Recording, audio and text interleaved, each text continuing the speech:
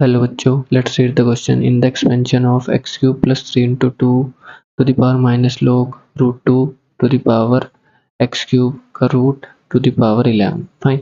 अब देखिए, जो अंदर हमें ये टर्म गिवन है कॉम्प्लिकेटेड सी, सबसे पहले हम इसको सिंप्लीफाई करते हैं। फाइन।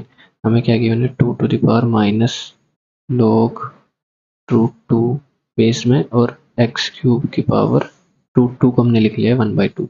अब देखिए, लॉग की प्रॉपर्टी होती है क्या, लॉग ए बेस ए और पी टू द पावर अगर m हो तो हम इस पावर m को आगे निकाल सकते हैं, that is m log a b हो जाएगा। तो यहाँ से 1/2 को हम आगे ले आएंगे, that is 2 to the power minus 1/2 log of root two x cube. Fine.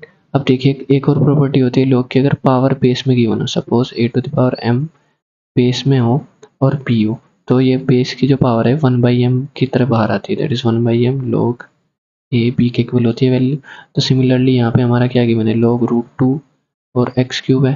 तो देखिए, रूट टू का मतलब है 2 की पावर 1/2, तो कैसे बाहर आएगा, 1/1/2 की फॉर्म में आएगा, और log ऑफ एक्स क्यूब और बेस में हो जाएगा 2। तो देखिए 1/2 फिर से 2 ऊपर जाएगा, तो एलसीएम लेने के बाद ये हो जाएगा 2 times log 2 x cube.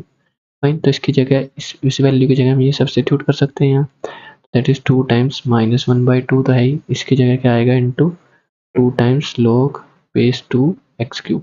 Fine. अब देखिए, 2 से 2 कैंसिल, ये -1 बचेगा, इसको फिर से हम पावर में भेज सकते हैं, that is 2 log 2 x cube two the power -1।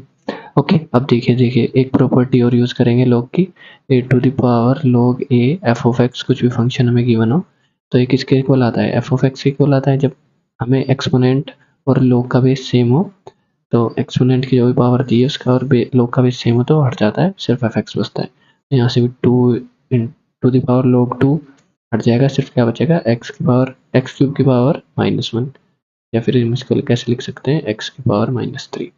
अब देखिए, जो हमने पूरी वैल्यू सोल्व की है, इसकी वैल्यू हमें क्या आई है, x की पावर -3 सब्स्टिट्यूट करेंगे तो हमें क्या मिलेगा, x cube plus 3 into x की पावर -3 टू द पावर 11।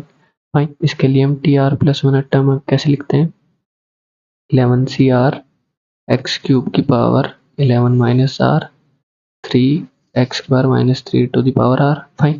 देखिए, यहाँ से 3 की पावर आर को हम आगे लिख लेते हैं, कॉन्स्टेंट है, और x को एक साथ कंबाइन कर देते हैं, दैट इज x की पावर कितनी आएगी, 3 से मल्टीप्लाई करेंगे तो 33 -3r, और फिर यहाँ से -3r, तो ये भी इसमें ऐड हो जाएगी। फाइन।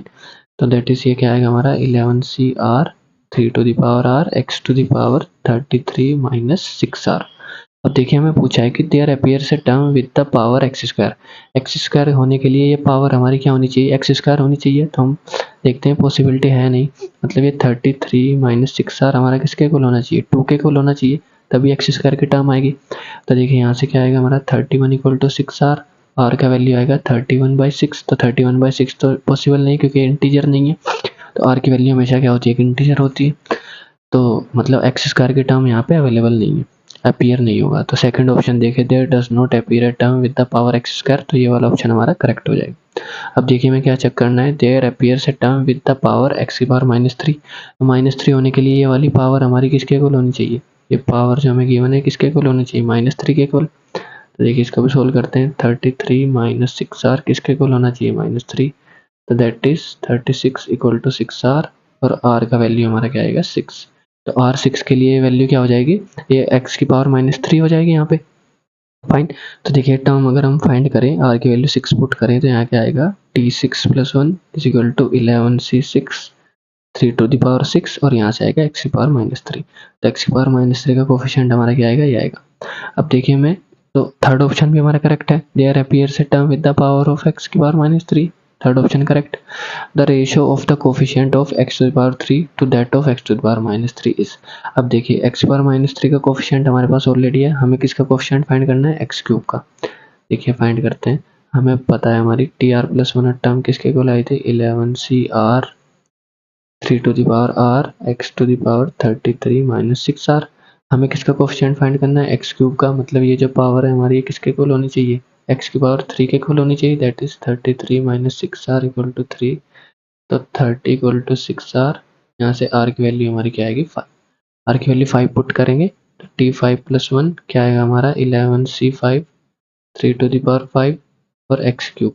तो देखिए अब हमें किसका रेशियो निकालना है, coefficient of x cube upon coefficient of x की पावर -3। तो देखिए एक्स क्यूब का coefficient 11c5 3 to the power 5 upon x की पावर -3 का coefficient 11c6 3 to the power 6, that is 11c6 3 to the power 6। Fine. अब देखिए 11c5 को हम कैसे लिख सकते हैं, 11c 11 - 5 लिख सकते हैं, क्योंकि हमारा NCR किसके इक्वल होता है, NC n-r के इक्वल होता है। और 3 की पावर 5 से 3 की पावर 5 कैंसिल होगा तो डिवाइड में अपॉन में सिर्फ एक ही 3 बचेगा, तो 11c6 as it is. Fine. अब देखिए 11 - 5 फिर से 6 हो जाएगा, that is 11c6 upon 11c6 into 3। तो इससे टर्म कैंसिल, दैट इज 1/3। तो देखिए इन दोनों टर्म्स का रेशियो हमारा क्या है, 1/3। तो फोर्थ ऑप्शन चेक करेंगे, the ratio of the coefficient x cube two that of x की पावर -3 इज 1/3। फोर्थ ऑप्शन भी हमारा करेक्ट है। देखिए 2, 3, 4 आर करेक्ट ऑप्शंस। ये हमारा फाइनल आंसर है। I hope you understood it well. Thank you.